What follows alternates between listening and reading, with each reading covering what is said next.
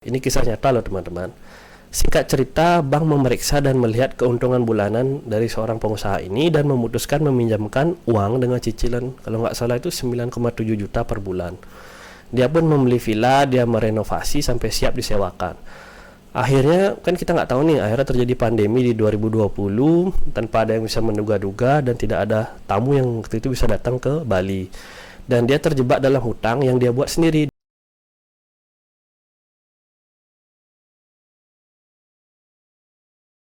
Selamat pagi, selamat siang, selamat sore, selamat malam. Kembali lagi bersama Amarta Manuaba. Kapanpun teman-teman menonton channel ini, di video kali ini saya akan coba nunjukin ke teman-teman, bisa nggak sih narik uang dari aplikasi Bibit? Atau ribet nggak sih? Dan biasanya berapa hari sampai uang tersebut masuk ke rekening kita gitu. Sekali lagi ya, saya tidak dibayar untuk mengiklankan Bibit, apalagi dana mas stabil ataupun BNI IDX 30 yang hari ini bakal kita pakai percobaan untuk menarik dana kita gitu.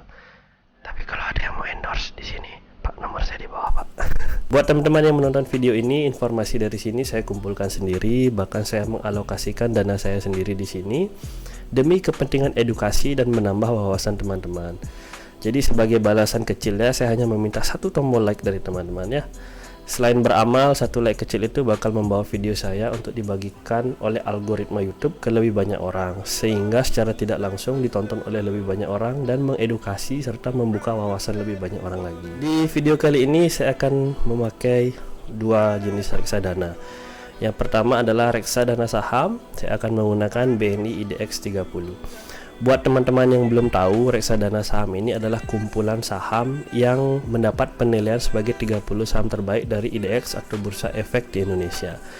Jadi buat teman-teman yang mungkin baru belajar saham atau belum memenuhi pengetahuan mengenai bermain saham dengan sempurna, ataupun malas atau nggak mau belajar mengenai cara menilai sebuah perusahaan, mungkin PE ratio-nya, habis itu laba dan ruginya serta neraca keuangannya, saya sangat sarankan untuk membeli reksadana saham seperti BNI IDX 30 ini.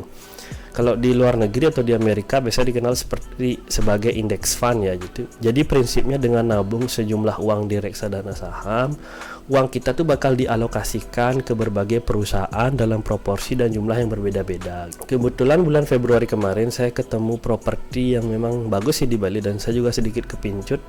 Jadi saya narik tabungan saya untuk membelinya. Perlu teman-teman ketahui, bermain di bisnis properti itu sudah ilmu yang level 4 ya gitu loh. Jadi sebelum teman-teman terjun ke sana, mungkin saya bagikan sedikit ya. Pastikan teman-teman sudah mengerti perbedaan dari level 1, 2, 3 dan sampai 4. Jadi pastikan level 1 sampai 3 sudah aman ya. Level 1 itu adalah dana darurat. Teman-teman harus punya tabungan senilai 3 sampai 6 kali pengeluaran bulanan ya. Kalau ada yang lebih konservatif atau main aman, biasanya dia sampai 1 tahun sih dia punya dana darurat sebanyak 12 bulan gitu. Setelah itu aman, baru lanjut ke level 2 ya, yaitu di saham dan reksadana. Jadi setelah teman-teman mempunyai tabungan yang cukup di level 1 atau dana darurat yang cukup di level 1, baru boleh bermain saham dan reksadana gitu loh. Terutama untuk teman-teman yang umurnya masih cukup muda, kelebihan uangnya aman kok di save di saham dalam jangka waktu mungkin 5, 10 sampai 20 tahun nanti gitu. Jadi pasti bakal melambung tinggi gitu. Tetapi kalau untuk yang sudah mau pensiun dalam waktu dekat, mungkin lagi 10 tahun, kayaknya kurang cocok untuk bermain di reksadana dan saham gitu. Ini dengan catatan loh, harus memilih perusahaan dengan performa yang baik. Jadi nggak usah mikir jadi day trader, bermain saham, beli pagi, jual sore, nggak usah seperti itu. Pokoknya nabung aja dan lupakan gitu. Proporsinya diatur ya teman-teman ya, buat memang agresif, teman-teman yang berani gitu loh. Bisa 40% di saham, 60%-nya di reksadana. Buat yang mungkin jantungan, 20% aja di saham, 80%-nya di reksadana gitu. Setelah level 2 teman-teman aman, artinya sudah ada yang growth-nya bagus, baru teman-teman bermain di safety yang lebih aman di level 3, yaitu dengan menyimpan uang di obligasi pemerintah. Misalnya SBR nih, atau surat berharga retail, ataupun ORI, atau juga ada ST atau sukuk tabungan untuk yang syariah gitu. Jadi dengan menyimpan uang di obligasi, pokok tabungan kita bakal dijamin sama pemerintah. Jadi aman dan tentram ya gitu. Jadi kalau nabung 100 juta, pokok itu pasti bakal balik 100 juta selama negara aman dan tentram ya. Semoga selalu aman dan tentram gitu. Dan kita bakal dapat bunga atau bagi hasil setiap bulannya sesuai dengan persentase tertentu. Ini hitung-hitung kita investasi dan membantu negara ya, daripada minjem uang dari luar negeri, mending minjem sama rakyatnya sendiri. Lumayan loh bunga ya. Saya nabung SBR di 2018 masih dapat bunga yang 7,9% per tahun ya. Jadi pas bunga turun kemarin saat pandemi kemarin, saya tetap aman-aman karena masih dapat 7,9% gitu. Nah, kalau teman-teman sudah aman di level 1, 2, dan 3, baru kalau teman-teman mau nih bisa lompat ke level 4, yaitu bermain di properti. Dari dulu harga tanah kan pasti naik ya teman-teman ya, karena sesuai dengan pertumbuhan jumlah penduduk gitu loh. Dimana papan atau rumah adalah salah satu dari kebutuhan pokok. Sandang, pangan, papan. Sandang berarti pakaian, pangan berarti makanan, dan papan adalah rumah atau tempat tinggal gitu. Rumah itu adalah atau properti itu adalah tempat yang cocok untuk menyimpan aset atau tabungan kita, karena harganya kan pasti selalu naik dan tidak terkena inflasi. Tapi teman-teman nanti mesti harus bedakan ya apa itu capital gain dan apa itu yield. Mungkin saya bahas di video yang lainnya. Yang kadang jadi masalah itu beli properti kan perlu modal yang besar dan nggak semua orang punya kemampuan. Seringkali kita lihat ada yang sampai punya hutang atau dia harus KPR atau kredit pembelian rumah gitu untuk membeli rumah ya teman-teman. Ini sesuatu yang sebenarnya nggak salah, tapi teman-teman harus hati-hati dan waspada. Misalnya nih seorang pegawai negeri gajinya 3-4 juta sebulan membeli rumah seharga 200 juta. Kira-kira yang sering saya lihat tuh cicilannya itu sampai 2,7 juta sebulan ya selama 10 tahun. Dengan asumsi ini bunga 11% ya, kadang-kadang bisa lebih tinggi sampai 13,5%. Ini yang paling sering terjadi saya lihat di teman-teman loh, yang pegawai negeri ya, yang memang mendapat gaji bulanan. Jadi dia ngambil plafon atau mengambil uang 200 juta dan harus nyicil 2,7 juta, 2.750.000 ya selama 10 tahun. Kalau itu dihitung-hitung sebenarnya dia nanti akan membayar lunas tuh sampai 330 juta gitu. Jadi dia minjem 200, dia harus balikin 330 juta termasuk bunga gitu. Kalau untuk beli rumah ini oke lah, masih bisa dibilang masuk cukup akal ya gitu loh. Karena dalam 10 tahun mendatang rumah yang tadinya harga 200 bisa jadi sudah naik ya teman-teman ya. Dan belum tentu lagi kita lagi 10 tahun bisa membelinya walaupun kita menabung gitu loh. Tapi kalau teman-teman misalnya pakai rumus level 1, 2, 3, sebenarnya kita bisa lebih aman dan lebih tenang gitu loh. Misalnya cicilannya itu 2,7 juta sebulan. Terus di level 2 dan 3 kita, dan saham misalnya obligasi kita punya tabungan yang ngasih dividen atau yang ngasih return sampai 2 juta lah sebulan. Jadi kita tinggal mikir lagi 700 ribunya gitu. Jadi kalau gaji kita 4 jutaan, kita masih punya sisa 3,3 juta. Makanya dalam menabung memang harus step by step, level by level. Sebenarnya untuk alasan keamanan kita sendiri. Karena saya pernah lihat begini loh. Ada pengusaha, dia awalnya sukses, dia langsung loncat ke properti atau ke level 4 tanpa memiliki pondasi yang bagus. Dia meminjam uang yang cukup besar untuk membeli villa nih cerita di Bali dengan harapan akan disewakan untuk turis. Ini kisah nyata loh teman-teman. Singkat cerita, bank memeriksa dan melihat keuntungan bulanan dari seorang pengusaha ini dan memutuskan meminjamkan uang dengan cicilan kalau nggak salah itu 9,7 juta per bulan. Dia pun membeli villa, dia merenovasi sampai siap disewakan. Akhirnya kan kita nggak tahu nih, akhirnya terjadi pandemi di 2020 tanpa ada yang bisa menduga-duga dan tidak ada tamu yang waktu itu bisa datang ke Bali. Dan dia terjebak dalam hutang yang dia buat sendiri, di mana dia harus membayar cicilan 9,7 juta setiap bulannya. Akhirnya mau nggak mau villa dilelang dengan harga murah karena tidak mampu membayar cicilan. Nah, skenario seperti ini sebenarnya bisa dihindari kalau kita mendapat edukasi tentang uang yang cukup gitu loh. Teman-teman tahu nggak, dengan tabungan misalnya 1 miliar aja di reksadana ya, atau bisa dicampur dengan saham juga, kita bisa dapat return hampir 10 jutaan sebulan gitu loh. Andai kata pengusaha tadi dengan tenang dia menabung, membangun portofolio di level 2 dan 3, nanti saat dia lompat ke properti dia nggak perlu pusing memikirkan cicilan bulanannya. Cukup dengan return tabungan yang 10 juta tadi, dia bisa membayar cicilan bulanannya kan gitu. Karena dia kan dapat 10 juta, tak bayar cicilan 9,7, masih sisa malah 300 ribu gitu. Dan dalam jangka waktu 15 tahun cicilannya lunas, semua aset tadi bersih menjadi milik dia gitu. Sebenarnya ada banyak cerita lain yang mau saya bagikan, tapi kalau lanjut sekarang, video ini bisa jadi 2 jam panjangnya ya. Jadi kita langsung saja teman-teman menarik uang dari reksadana obligasi dan nama stabil. Jadi kita buka dulu aplikasi Bibit kita. Langsung kita buka di dana yang mau kita tarik.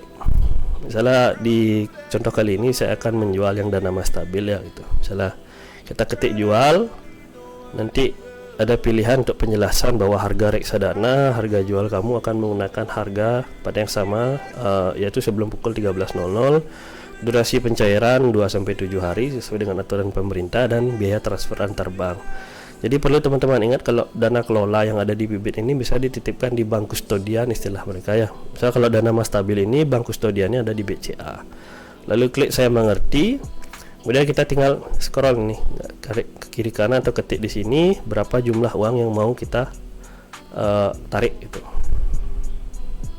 Jadi misalnya kita mau narik sekitar 600 juta tuh. Saya kemarin narik sekitar 600, baru kita ketik jual. Untuk contoh kali ini saya tidak akan ketik jual, saya hanya akan contohkan di histori transaksi saya. Mana teman-teman bisa lihat saya menarik uang pada bulan Februari. Saya menarik sekitar 618 juta ya, 523.000 gitu. Dan order jual diterima itu pada 5 Februari, jadi saya menjual pada 5 Februari. Kemudian ada verifikasi dari bank kustodian. Akhirnya order jual itu berhasil pada 9 Februari. Jadi kurang lebih ya 4 harian ya gitu teman-teman.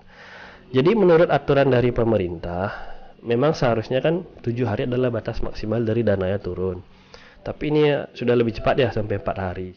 Seharusnya sih bisa lebih cepat lagi, karena untuk seorang pengusaha 1 hari itu cukup penting. Apalagi kalau teman-teman memang ketemu nih deal atau memang yang bagus banget nih, penawaran yang bagus, dan teman-teman harus bayar sekarang. Kita nggak kayak kalau menunggu 4 hari itu masih terlalu lama gitu loh.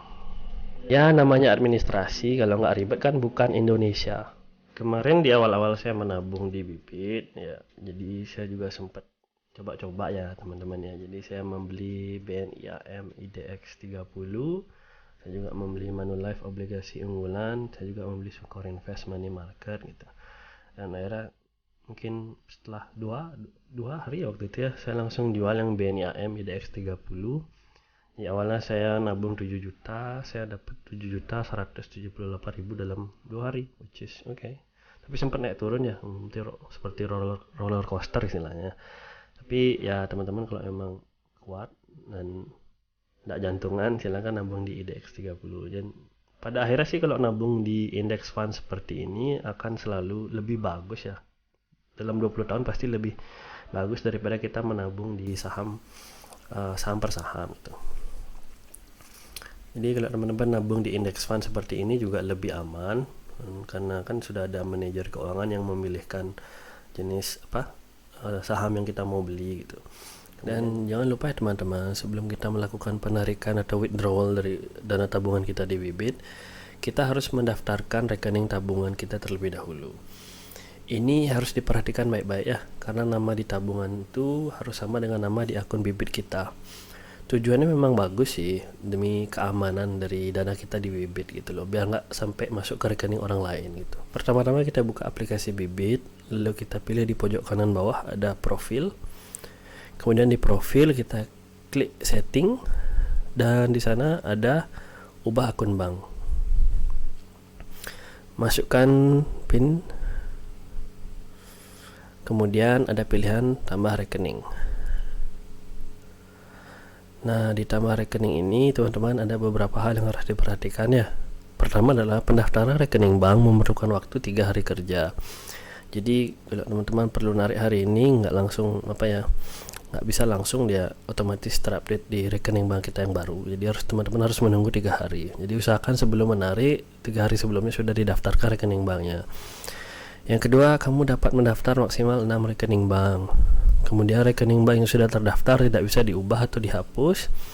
Pastikan rekening bank kamu aktif, artinya ada transaksi dalam 1 bulan terakhir.